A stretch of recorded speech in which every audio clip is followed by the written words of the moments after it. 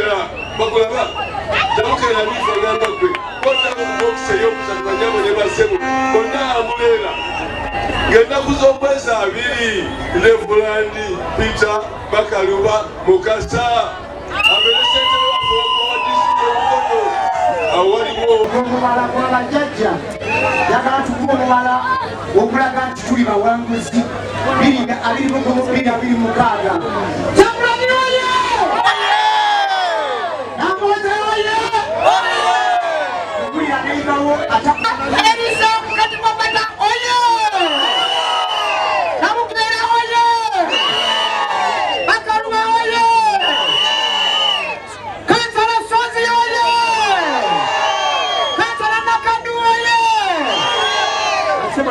Dr. Peter Bakaluba Mukasa Namboze beti emyaka mingi emabega olwaleero tutambulira kadaala kamu nalamba omusana nenva mukukumeke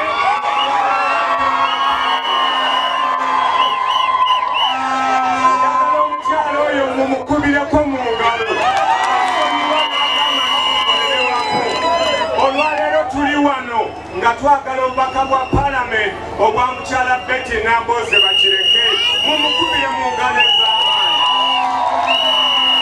Omukyala Nabukera naye tumwagala ku Women Member of Parliament. Reverend Bakaluba Mukasa neesimbyewo ku basentebe bwa LC5 tusobole okukola amakubo gammwe, amasomero, ebyobulamu n'ebirala byonna. Abakolera wano mulaba omusenyu gye bagujja amakubo mabi nnyo. Ndeetaagamu Bakaluba Mukasa nga tulina Betty Namboze ebintu tusobola okubirongoosa. Olwaleero twagala kuzimba Mukono empya, okulongoosa Mukono, tuzimbe ekitebe kyaffe ekya disitulikiti kimalirize, okulongoosa amasomero n'ebintu ebirala bingi. Mwebale okubeera abangi wano okutwaniriza, ate nga nange ndi mutuuze munnammwe wano era mu kiwanga. Mwebale kujja, mbasaba muwagire Bobi Wine Kyagulanyi Ssentamu, muwagire Betty Namboze kuba Member of Parliament, omukyala Nabukera kuba Woman Member of Parliament, Elisa Nkoyoyo tumwagaza bwa meeya, Afure mumuwulidde ku bwerositiriyo bwa Goma, ne bakansala bonna abali wano bonna banemba tuweera akalulu akabonero Mangoole.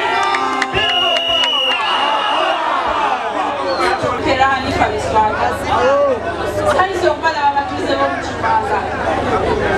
Sanyiza okubalaba abatuuze b'omu Kiwanga gye muli. Ndi musanyufu nnyo okubalaba nate okuva 2016 bwe twalonda akalulu kano. Akalulu ke twalonda ak'omukyala omubaka wa Paalamenti ne bakabba. Naye njagala okubategeeza oyo omubbi tagenze. Era kakati omubbi namugobye. Kati teriko abaati ate batudde. Njagala okubategeeza nti olwaleero tuze tunywedde. Era njagala okubategeeza obuwagizi bwammwe bwe bwatuwanguza luli, ate era bwe buwagizi bwammwe bwe tusaba nti mutuwagire tuwangule era bulungi kuno. Nga njagala okubategeeza, njagala kwogerako katini nnyo n'obudde. Akalulu ako bwe baamala okabba nagenda mu kooti nga munnamateeka, ndi munnamateeka wa Nuupu e Mukono wano. Era ne ngenda ne mpaawo omusango. Bategeeza mpaka essaawa ya leero nze mbadde nkyasasula fiisi. Naye Katonda munene nnyo bwe namugobye n'addayo ewaabwe. Bwe yagenze ewaabwe okwesimbawo ku kamyufu ero bamukubirayo. Naye mbeebaza kintu kimu. Mwebale kumuwa mu buddamu yagenze. Kaakati abo twabagobye, njagala okubategeeza abaliwo kati oba aliwo kati yenze Nabukera. Abakyala njagala bawulirayo kino ekizibu. Emyaka 10 emabega tetukiikiriddwa. Ffe tubadde tetulina Woman MP. Kibadde kisiikirize kye tulina. Oli abadde ajja ng'asirika atayogera tetumuwulira nti gyali. Awo Nabukera kwe kubayo ne ngamba njagala okubeera eddoboozi ly'Omukono ery'abakyala. Njagala ngende nsakire abakyala. Njagala mbeere eddoboozi y'abakyala mu Paalamenti. Ate njagala okumanya nti abakyala mugabo ki gwe mufuna. Ogwo nagwo tujje tuwanjule wano. Abakyala abazaala nagitambula omulembe guli ngizzemu omulembe guno embeera yaffe mwe tuzaalira nnyo nnyo abakyala. Kakati mukono muno tulinamu amalwaliro kati 2 mukono n'eri n'Eggalama. Health centers zonna temuliimu malwaliro zegalamudde ne Gombe ku mazzi. Era abamu badde temundaba bambi mbadde ntambula disitulikiti eno nnene nnyo. Twagitambula era tukyagitambula. Kimujja lwa mukwano. Teriyo kintu kiruma ffe tukirabyenga wano ku Museveni. Okutwala akalulu omuntu n'akuwangula kiruma. Abantu batudde babuuza tulikola kitya okuwangula Nambooze. Mwe olaba ab'ennaale tebaataddewo nakamyufu wano mukono. Buli omu we basindikayo bagamba maama Nnyabondeka togenda kundi nsango.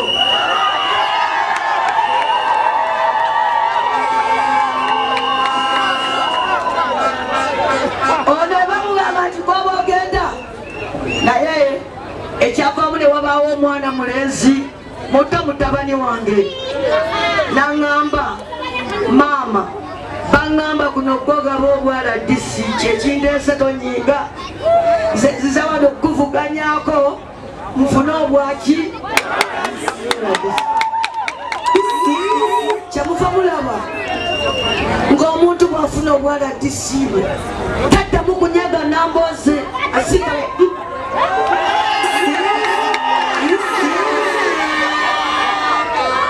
bagamba buli okalulu akasooka mwalimu ne Frandi Bakalubondo mwalimu ne Kalule Kasujja. Bakalubondo ye yali apanze nti wano weefumutukawo nga asula wano naye ng'akola eri mukono South nga yeesugudde era ye kana akalulu olw'oggwanga akola ki ng'awetanga aserengeta mukono South. Ate nali nakiroota nagamba mwami wange oddakulu nti ndose fembi tuli mu palamenti ne Bakaluba naye kyo kigenda kubaawo kitya nga ffe tetumanyi nti yasimbadde eri ekintu mu South teboogeraganyanya ebyaluno bwe ndaba kyempitamu kati ntandika ogamba nti bambi nno ndisaba yalimu ku maanyi.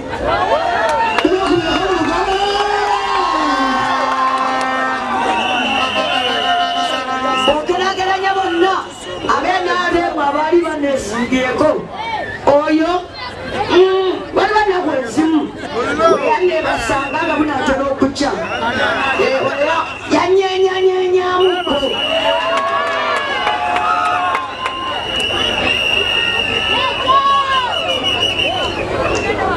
Era nabadde ndowooza kyagenda okubawo obwala disiba pa akomewo tulabaganeko naye omukazi n'agamba maama ndeka omulimu gwange okuliko n'akamotoka kange ngende ntabaale omulungi w'emukono nantagwa bwominga ekkuba erigenda